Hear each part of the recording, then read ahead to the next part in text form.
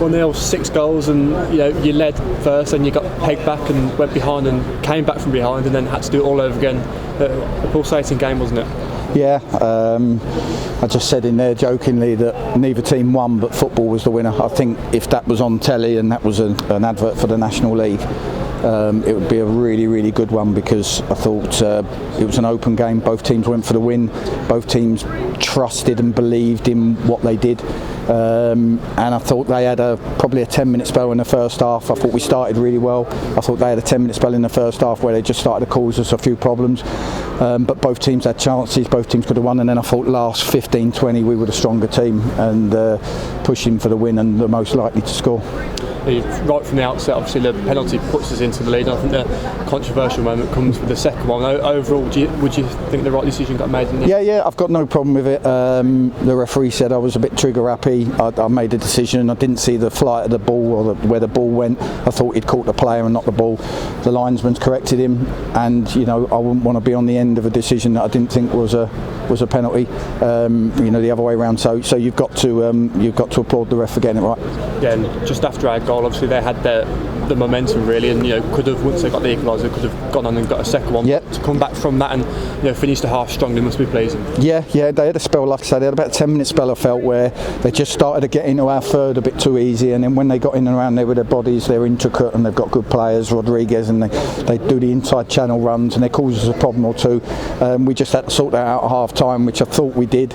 Obviously the second goal was disappointing, a free header middle of the goal. We haven't done that really all season, so that's very disappointing. And then their third goal, once we got back to 2-2, we just try and be brave and nick it on the halfway line. We take ourselves out of the game and we leave ourselves open. So they're disappointing from our point of view. Obviously they'll be happy with them, but then it comes mentality. You're playing against one of the top teams and you keep going.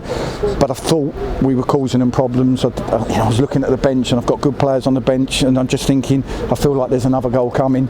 And I think Carl Hoodling could have had a couple when he come on, and I thought we've had one disallowed. I didn't think was. I thought Boise had shoulder to shoulder out muscled him and got in, and the ref was trigger happy there. I think Kelly Evans was probably lucky to be on the pitch, two bookable offences, but it is what it is. It's a great game of football, two great teams, great atmosphere under the lights.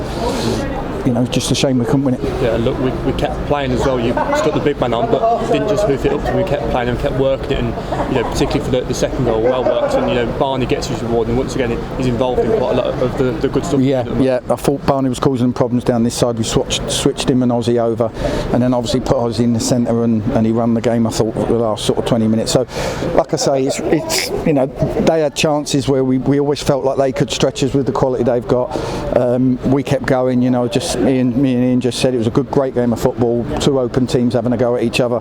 I don't know. I'll have to wait and see what the expected goals is and who probably deserve to edge it with their chances. But in the end, it's a point, and when you're 3-2 down with 10 minutes to go or something, that's a good point. Yeah, I suppose it's similar to Saturday, where you wanted 6 points out of 6 this week with back-to-back home games, but coming back from behind, in both games, did you find out a bit more about your team? Yeah, like I say, we're 11 games unbeaten now, and that's something the boys are quite proud of and want to keep going. We've got to try and get to the semi-final of the Cup on Saturday.